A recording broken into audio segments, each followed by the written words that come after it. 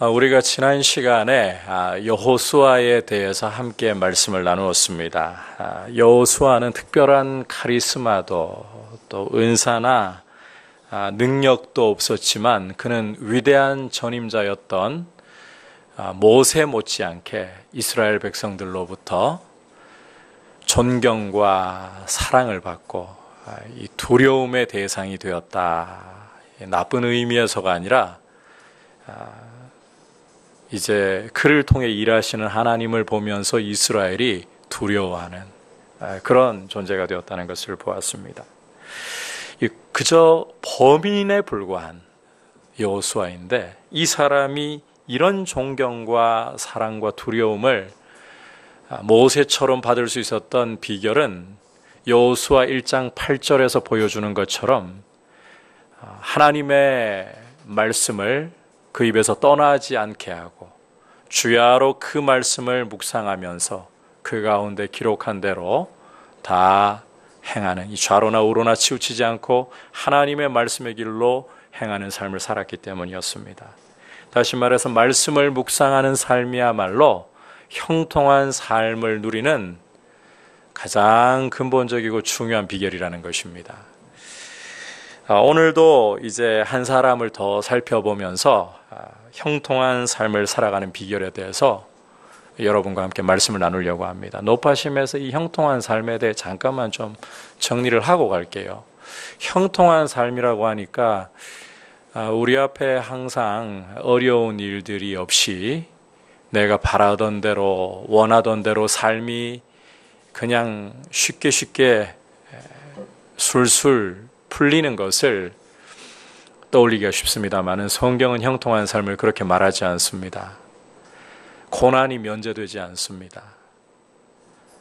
어려운 일들을 만납니다. 하지만 그와 같은 상황 속에서도 시냇가에 심은 나무처럼 시절을 쫓아 열매를 맺고 잎사귀가 마르지 않는, 다시 말해서 영적으로 강건하고 또 주님의 성품을 닮아가는 성령의 열매 맺는 모습을 보이는 이러한 모습이 형통한 삶의 전형이라고 말씀을 드렸습니다. 자, 오늘 우리가 함께 살펴볼 이 사람도 형통한 삶을 살았던 아주 중요한 인물인데 여호수아와 함께 단짝으로 등장한다고 해도 과언이 아닐 인물입니다. 바로 갈렙이라는 인물입니다. 자, 갈렙에 대해서 오늘 성경 기자가 보여주고 있는 것은 우선 6절에서 보듯이 이 사람이 유다 지파 사람이고 그니스 사람이고 여분네의 아들이라는 것입니다. 하지만 우리가 유대인이 아닌 이상 이 갈렙의 집안 내력이나 족보에 대해서는 사실 크게 실제적으로 와닿는 부분이 아닙니다. 그래서 오히려 우리가 주목해야 할 더 중요한 부분에 우리의 시선을 좀 두려고 합니다. 우리는 이 갈렙이 여호수아에게 나와서 하는 말을 주목을 해야 하는데, 자, 10절 끝부분 갈렙의 말에서 그의 나이부터 좀 봐야 돼요. 나이가 얼마라고 이야기를 하고 있습니까? 내 나이가 85세다. 더 중요한 사실은 11절에서 85세 나이에도 불구하고 85세라는 나이에도 불구하고 갈렙이 자신의 상태를 이렇게 묘사를 하고 있다는 점입니다. 우리 함께 11절 말씀을 읽도록 하겠습니다. 시작. 모세가 나를 보내던 날과 같이 오늘도 내가 여전히 강건하니 내 힘이 그때나 지금이나 같아서 싸움에나 출입에 감당할 수 있으니. 여러분 놀랍지 않습니까? 85세 나이에 갈렙은 자기가 과거 40일 때나 다를 바 없이 신체 능력으로 봐서 인생의 제일 이 절정기에 도달했을 때와 다를 바 전혀 없이 여전히 강건하고 힘이 있다라고 여호수아에게 말하고 있습니다. 그래서 나는 싸움에든 출입에든 능하다. 참 놀라워요. 그리고 그는 12절에서 보듯이 이런 싸움에도 출입에도 능할 정도로 힘이 있기 때문에, 강건하기 때문에 과거 40의 나이 때나 다름없이 나에게 기럇 아르바라는 산지를, 다른 이름으로 헤브론이죠, 그죠? 이 헤브론이라는 산지를 기업으로 달라고 요구를 하고 있습니다. 사실 이 갈렙이 달라고 했던 이 기럇 아르바에는 가나안 족속들 중에서도 특별히 아낙 자손들이 살고 있던 땅이었습니다. 이 아낙 자손들은 민수기 13장을 여러분께서 읽어보시면 키가 장대합니다. 굉장히 강력합니다. 네피림의 후예라고 부를 정도로 그렇게 거대하고 힘이 센 그런 부족들이에요. 이런 사람들이 살고 있는 땅이 바로 이 기럇 아르바, 이 헤브론이라는 땅입니다.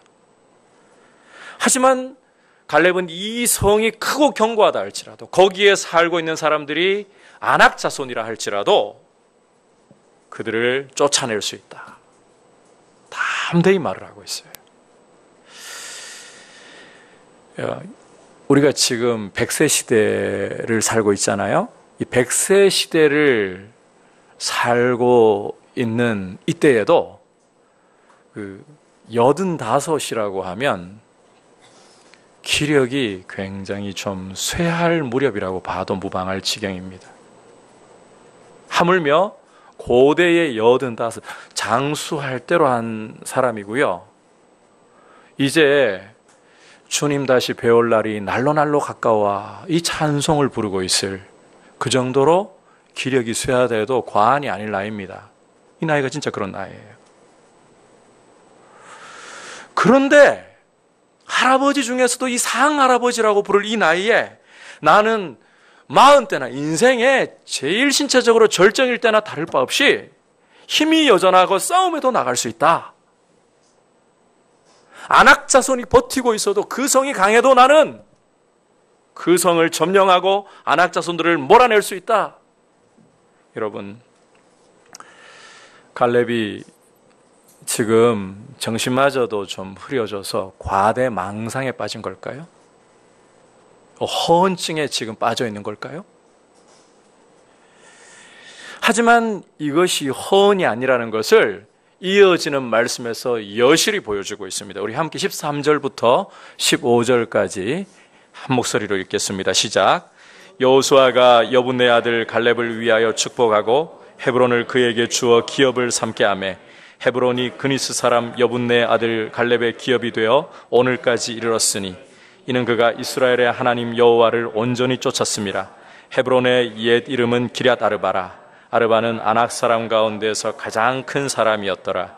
그리고 그 땅에 전쟁이 그쳤더라. 사실 여호수아가 이 갈렙에게 헤브론을 기업으로 줬다는 사실도 놀라워요. 그동안 참 수고하고 갈렙 당신도 참 애를 많이 썼는데 가나안 정복 전쟁 치르느라고 참 많이 수고했는데 이젠 현역에서 은퇴하고 몸 좀 돌보고 살릴 법한 때도 되지 않았어, 이렇게 말려도 될 것 같아요. 그런데 기업을, 헤브론이라는 이 아낙 자손이 살고 있는 제일 참 차지하기 힘든 기업을 축복하면서 내어주고 있네요. 그런데 더 놀라운 것은 이 85의 노인 갈렙이, 자 13절부터 15절까지 보십시오. 어렵게 정복했다. 정말 엄청난 출혈을 감수하면서 겨우 정말 모든 것들을 다 희생하고 이 헤브론을 차지했다, 이렇게 기록하고 있는 말씀 있습니까? 아니요, 전혀 안 그래요. 그냥 한마디로 끝나버려요. 그니스 사람 갈렙의 기업이 되었다, 끝. 여분네 아들 갈렙의 기업이 되었다, 끝. 너무 간단해요.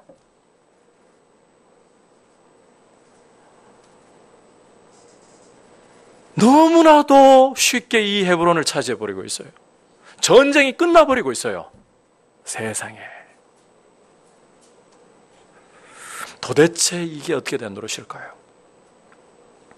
우리가 여호수아 17장으로 가서 보면 요셉 지파가 여호수아에게 나와서 불평하는 장면을 읽을 수가 있습니다. 이스라엘 12지파 가운데에 유다 지파 다음 가는 유다 지파와 거의 맞먹는다 할 정도로 규모가 크고 힘이 센 지파가 어디인가 하면 요셉 지파예요. 에브라임과 므낫세를 다 합치면 유다를 능가해요. 이 요셉 지파가 여호수아에게 나와가지고는 우리가 지파는 참 크고 사람도 많은데 기업으로 받은 땅이 우리가 다 거주하기에는 너무 작습니다. 다른 땅도 우리에게 몫으로 더 주십시오. 그럴 때에 여호수아가 브리스 사람의 산지와 르바임 사람의 산지를 너희가 개척해라.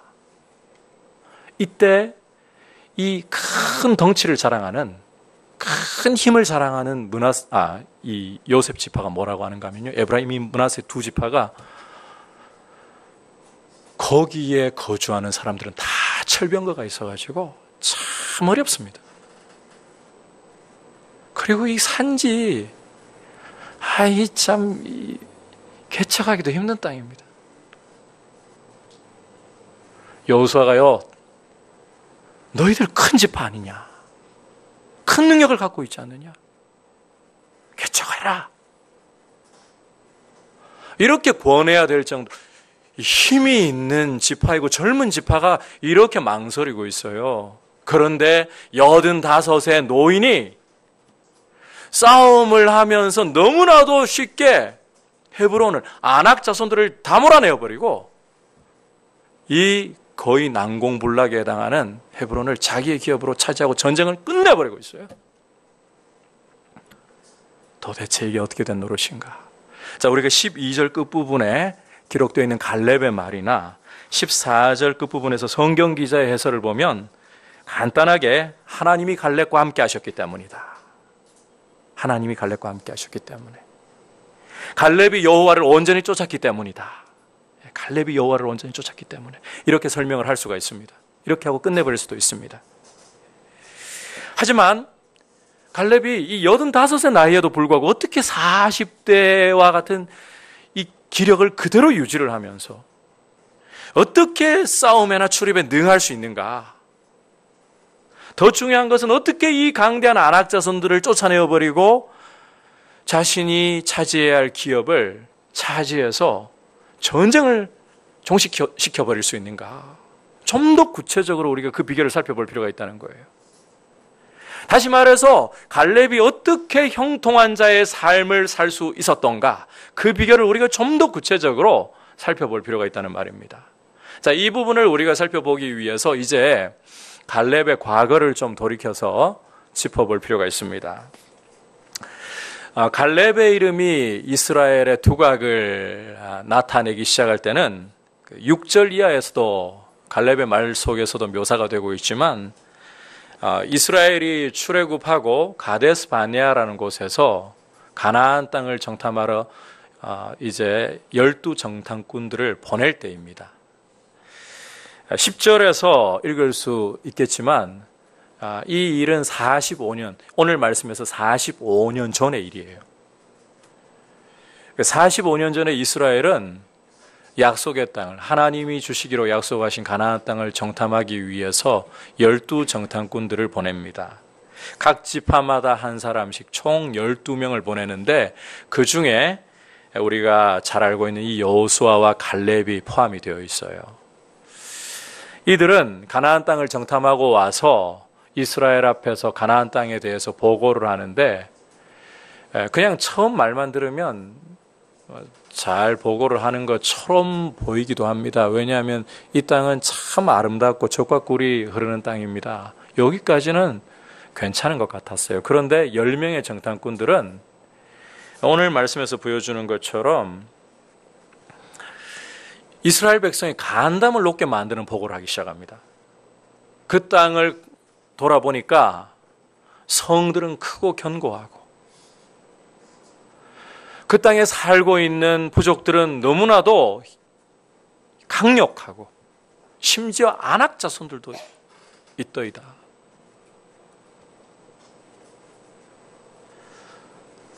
간담을 높게 하는 보고를 하고 있어요. 두 사람 여호수아와 갈렙 제외하고는. 결국 이런 10명의 정탐꾼들이 이스라엘 백성들의 간담을 높게 만드는 이런 보고를 했기 때문에 이스라엘은 하나님 앞에서 이 가나안 땅을 악평하기 시작하면서 원망으로 애굽으로 다시 돌아가자. 그러다가 어떤 징계를 받게 됩니까? 애굽 땅에서 나온 이스라엘 백성들, 자, 1세대는 모조리 광야에서 다 죽게 될 것이라고 하나님 말씀하셨죠. 40년을 광야를 떠돌면서 1세대 이스라엘 사람들은 다 죽게 될 것이다. 실제로 이 1세대들이 다 죽기까지 40년 동안을 광야에서 떠돌아야 했어요. 자, 이런 10명의 정탐꾼들과는 달리 9절 후반부에 보시면 갈렙은 하나님께 충성을 했습니다.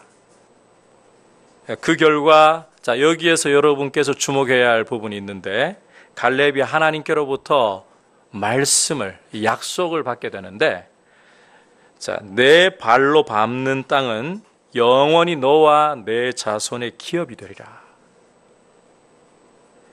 여러분, 바로 여기에 갈렙이 형통한 삶을 살았던 비결이 있는 겁니다.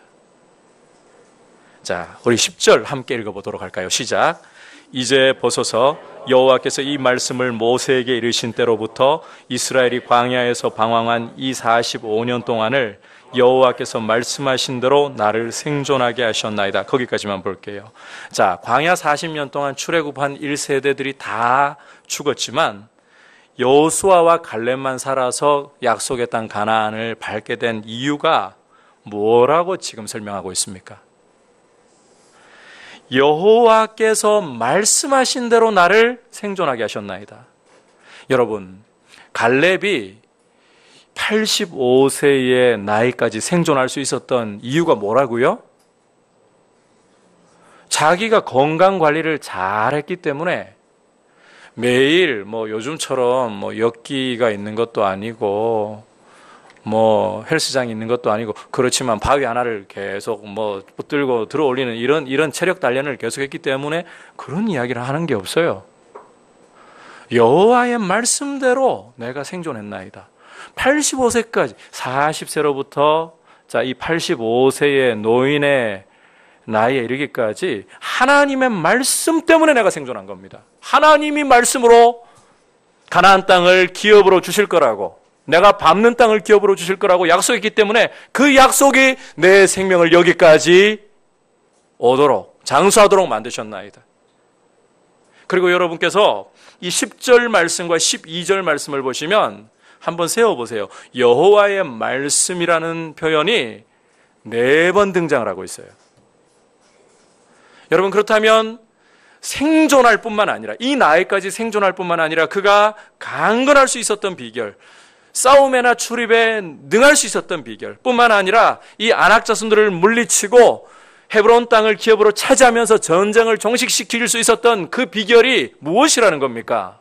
갈렙의 능력이 전혀 아니라는 거예요. 하나님의 말씀 때문이라는 거예요. 하나님의 말씀이 그를 생존하게 하고, 하나님의 말씀이 그를 강건하게 하고, 하나님의 말씀이 그를 용사로 만들어주고, 하나님의 말씀이 그를 기업을 차지하고 승전보를 울리는 승리자로 만들었던 겁니다. 여러분, 갈렙에게 형통한 삶의 비결은 다른 데 있지 않아요. 그에게 주어진 하나님의 말씀, 그를 붙들고 있는 하나님의 말씀. 여러분, 하나님의 말씀은 하나님의 입에서 선포될 때에 헛되이 돌아가는 법이 없는 줄 믿습니다. 말씀한 그대로 반드시 이루어지고야 마는 줄 믿습니다. 하나님의 말씀은 실패하지를 않아요. 천지는 없어져도 세세토록 있는 말씀이고, 여러분이 그냥 이론으로 알고 있어서 되는 문제가 아닙니다. 하나님이 말씀하시면 그 말씀은 어떠한 장벽이 여러분 앞을 가로막고 어떤 거대한 산이 여러분 앞을 가로막는다 할지라도 반드시 그 말씀대로 모든 장애물들을 이기고 승리하는 줄 믿습니다. 하나님의 말씀의 능력이 얼마나 크고 확실한지. 여러분, 형통한 삶의 비결은 바로 이 하나님의 말씀에 있는 거예요. 계속 반복하는 이야기가 지금 이겁니다.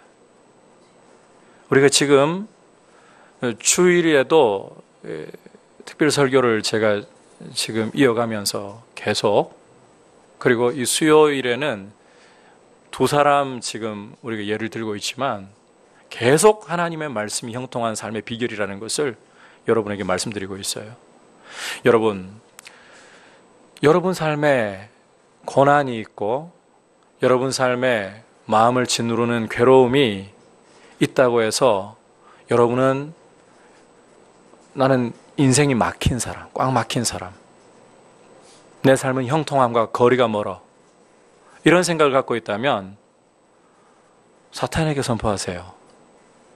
더 이상 거짓말로 나를 속이지 말라고. 예수의 이름으로 잠잠하라고.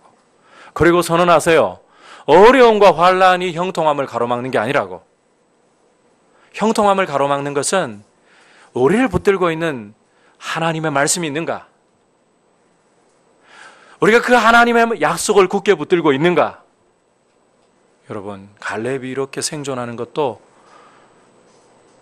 이게 어쩌다 보니까 남들보다 더 건강해가지고 더 좋은 건강을 물려받아서, 아닙니다. 하나님 말씀했기 때문에 살아있는 거예요.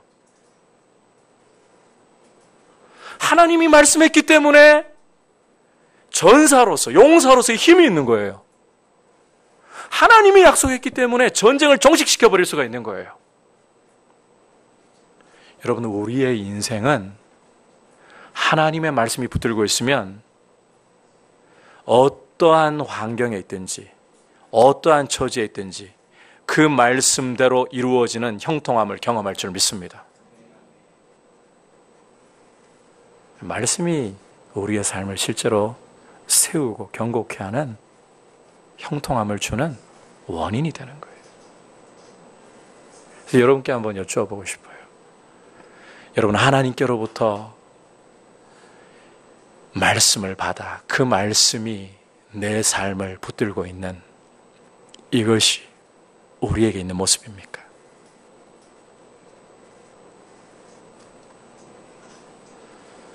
여러분, 우리 인생 살아가면서 돈이 없어가지고 건강이 무너져 내려가지고 또 우리 가족들 안에 참 고통을 당하고 있는 부모님이든 형제든 자녀든 이런 문제 때문에 또 예수를 믿는 이유 때문에 참 가족 중에 나를 어렵게 대하고 또 여러 가지 인생의 그 막힌 부분들 때문에 사람들이 참 보는 시선마저도 그렇게 보든 안 보든 내가 느끼는 게 참 왠지 모르게 참 불쌍하게 보는 것 같이 보이고, 여러분, 그게 여러분의 인생을 결정하는 문제가 아닙니다. 하나님의 약속에 붙잡혀 있느냐, 이게 정말 중요한 거예요. 그런 문제들이 여러분의 인생을 결정하게 만들지 마세요. 여러분은 하나님이 사랑하셔서 독생자를 십자가에 내어주고 죄에서 건져서 하나님의 자녀들로 삼아주신 존귀한 사람들입니다. 그리고 하나님의 거룩한 말씀은 여러분, 소수의 성도에게 주어지는 게 아니라 이미 모두에게 다 주어져 있잖아요. 성경이. 여러분, 성경 우리 다 가지고 있잖아요. 주님의 말씀을 듣기 원하십니까? 내 인생을 붙잡아줄 말씀을 받고 싶습니까? 읽어야 돼요. 공부해야 돼요.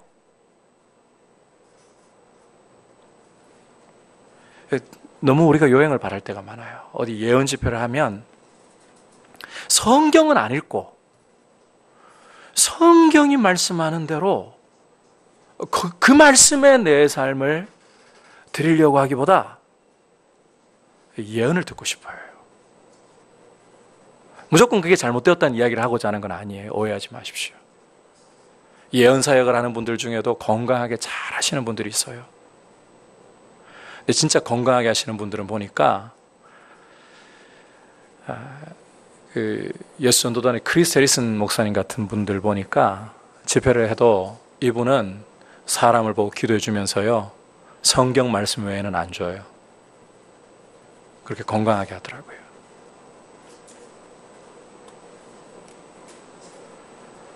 여러분, 우리가 지난 주일에도 말씀을 통해 보았잖아요. 베드로후서 1장 말씀을 통해 보았잖아요.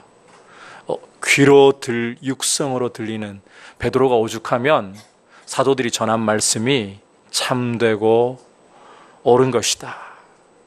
결코 사람이 교묘히 만든 이야기가 아니다. 이 사실을 입증할 목적으로, 증거로 세우는 게 자기가 귀로 들었던 하나님의 육성이잖아요. 그 육성보다 더 확실한 예언이 성경에 기록된 말씀이다. 우리는 이 확실한 말씀을, 우리 인생을 형통케 할 말씀을 받았어요. 중요한 것은 이 말씀을 펼쳐야 돼요. 이 말씀을 읽고 이 말씀을 공부하면서 그 가운데 하나님이 나에게 주시는 그 음성 따라가야 되는 거예요. 여러분, 하나님의 말씀을 사랑하셔야 됩니다. 그리고 말씀 안에서 하나님의 음성을 듣는 것에 대해서도 저는 말씀을 읽고 또 공부를 하고 묵상을 해봐도 참 평범하게 알고 있는 수준으로밖에는 더 모르겠던데요. 이런 경우도 있어요. 예를 들어가지고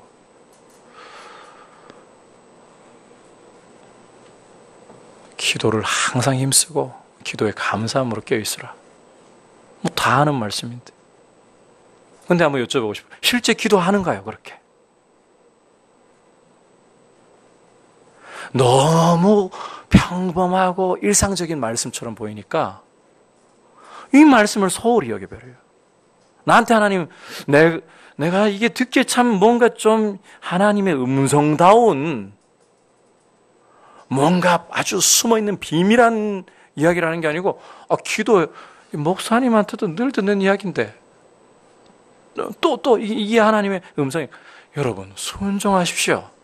하나님의 음성인 거예요. 서로 사랑하라.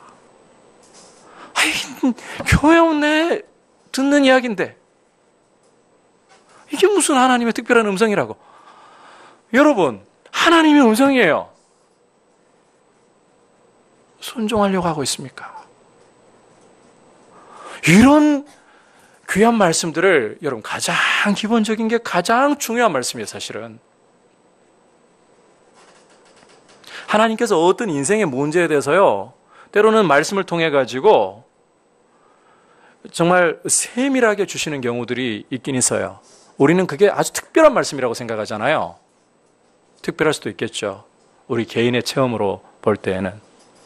그런데 가장 중요한 말씀은 가장 기본적인 말씀입니다. 성경은 어린 아이라도 읽고 진리를 명확하게 알 수 있도록 주신 말씀입니다. 동시학자라도 그 깊이를 누구도 깨달을 수가 없습니다. 그렇다면 하나님이 아이들과 굉장히 똑똑한 사람들을 차별하실까요? 안 그렇습니다. 아이도 알아들을 수 있는 말씀이 제일 중요한 말씀인 거예요.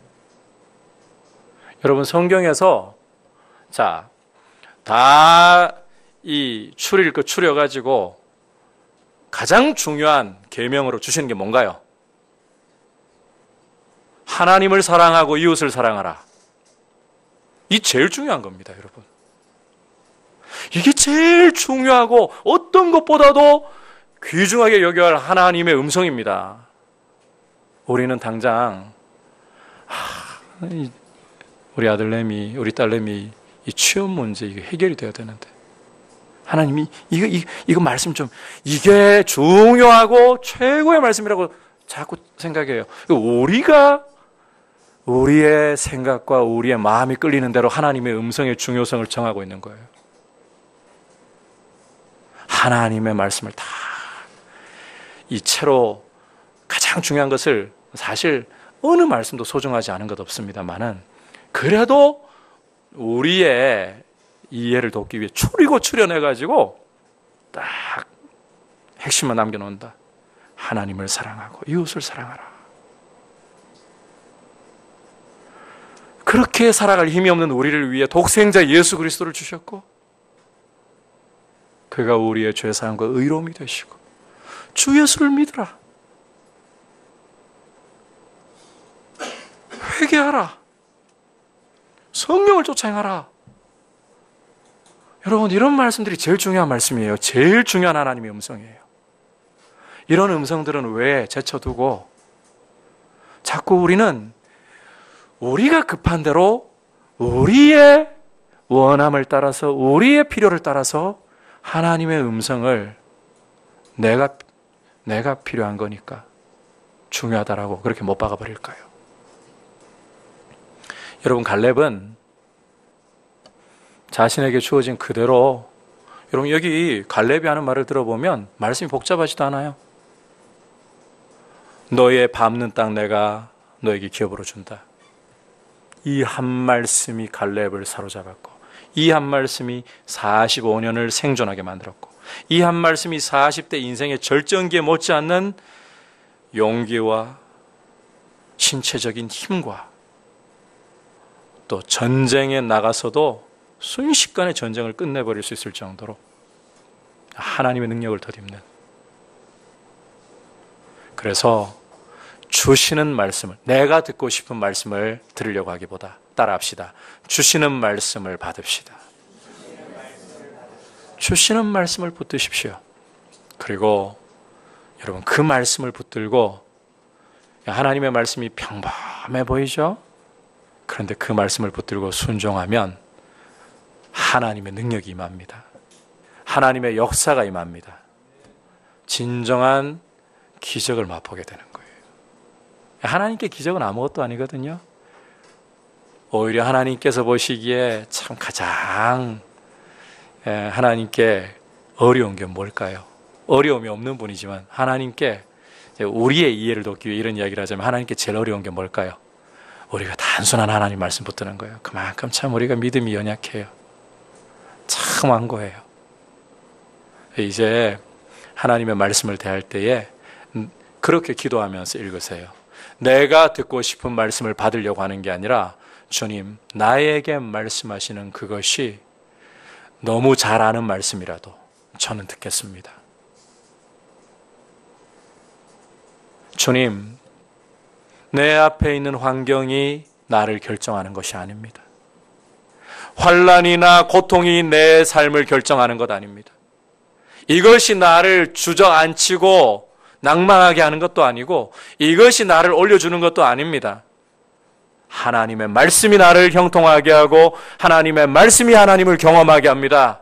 이 선언을 하시면서 주님의 말씀과 함께, 주님과 함께 동행할 수 있기를 주의 이름으로 축복합니다. 자, 형통의 비결이 뭐라고요? 하나님의 말씀과 함께 하는 거예요. 한번 따라 합시다. 형통의 비결은 하나님의 말씀과 함께 하는 것입니다. 여러분, 이제 벌써 2018년도 전반기가 거의 다 끝이 나고 이제 후반기로 넘어갈 준비를 하면서 또 우리가 이 한 해를 하나님 앞에 잘 살아가도록 노력해야 되지 않겠어요? 말씀과 함께, 주님과 함께 이 무더위 속에서 말씀 붙들고 여러분의 삶이 힘일지 않도록 주님의 능력으로 날마다 강건하도록 말씀과 함께, 주님과 함께 동행하시길 축복합니다. 같이 기도하겠습니다.